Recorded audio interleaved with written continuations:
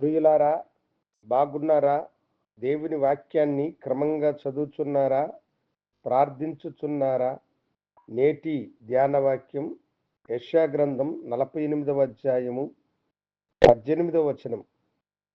నీవు నా ఆజ్ఞలను ఆలకింపవలనని నేనెంతో కోరుచున్నాను. ఆలకించిన ఎడల నీ క్షేమము నది వలను, నీ నీతి సముద్ర తరంగముల వలెను ఉండును. దేవుడిక్కడ మనకు ఆజ్ఞాపించుచున్న ఈ శ్రేష్టమైనటువంటి మాటను మనము గమనించినప్పుడు మనము పొందుకునేటువంటి కృపలను గురించి దేవుడిక్కడ చెబుతున్నాడు. నేనేదైతే నీకు ఆజ్ఞాపించుచున్నానో దానిని నీవు ఆలకించితే నీకు క్షేమము నది వలె, నీ నీతి సముద్ర తరంగము వలె ఉండును అని అన్నాడు. మనం ఎల్లప్పుడూ క్షేమముగా ఉండాలని ఎంతో వాంఛించుతూ ఉంటాం. మన క్షేమము నది వలె ఉండాలని దేవుడు వాంఛిస్తూ ఉన్నాడు. దేవుడు ఇచ్చేటువంటి క్షేమము నీకు కలగాలంటే మొదట మనము దేవుని ఆజ్ఞను వినేటువంటి వారముగా ఉండాలి. మనము దేవుని ఆజ్ఞను గైకొనిన ఎడల, ఆయన ఆజ్ఞను మనము అనుసరించిన ఎడల మీ క్షేమము నది వలె ఉంటుంది. నది ఎంత ఆశీర్వాదకరమైనటువంటిది! ప్రజలకు ఎన్నో మేలులను చేసేటువంటిదే నది. నది నీళ్లు మనకు ఆధారముగా మారి మనము పంటలను సమృద్ధిగా పండించుకోవడానికి నది నీరు అవసరం. నది ప్రవహించేటువంటి స్థలమంతా ఎంతో ఆశీర్వాదకరమైనటువంటిదిగా ఉంటుంది. నది తీరమునున్నటువంటి భూములు విలువైనవిగా మారుతాయి. కనుకనే దేవుడు ఇక్కడ అంటున్నాడు, నీ క్షేమము నది వలె ఉంటుంది.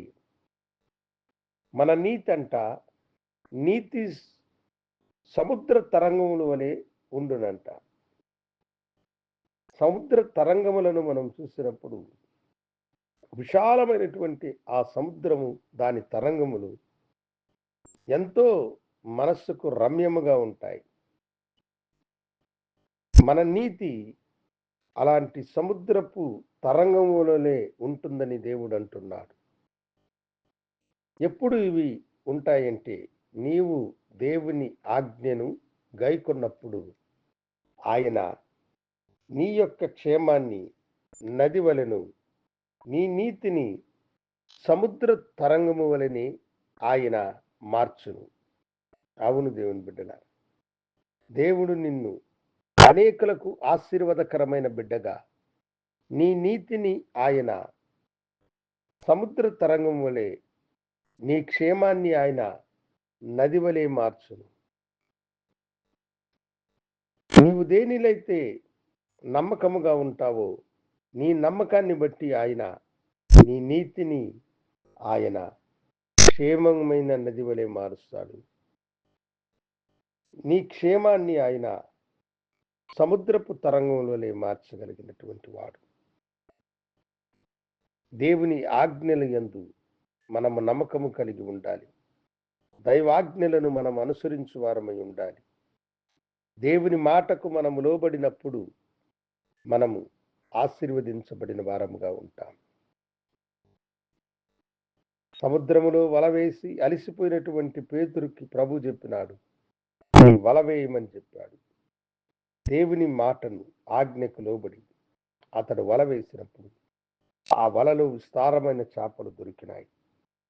మనము దేవుని యొక్క ఆజ్ఞకు లోబడితే మన నీతి సముద్ర తరంగం వలె, మన క్షేమము నది వలె ఉంటుంది. ఆ క్షేమము, ఆ నీతి నీకు కావాలంటే దేవుని మాటకు లోబడు, ఆయన మాటను అనుసరించు, ఆయనను వెంబడించు. వాటిని మీరు స్వతంత్రించుకుంటారు. వాటిని అనుగ్రహించడానికి ఆయన ఈ లోకానికి వచ్చి మీ కొరకు ప్రాణం పెట్టి తిరిగి లేచినాడు. ప్రార్థించుకుందాం.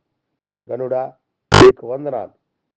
మీ బిడ్డలను మీరు దీవించి ఆశీర్వదించి, అయ్యా, నా మాటలు మీరు ఆలకించితే మీ యొక్క క్షేమాన్ని నేను నది వలెను, నీతిని సముద్ర తరంగం వలెను ఉంచేదనని చెప్పిన వాగ్దానం బిడ్డల పట్ల నెరవేర్చి ఆశీర్వదించమని మీ కృపాకరములకు వారిని సమర్పించుకుంటూ యేసు నామమున అడిగి వేడుకొనుచున్నాము తండ్రి.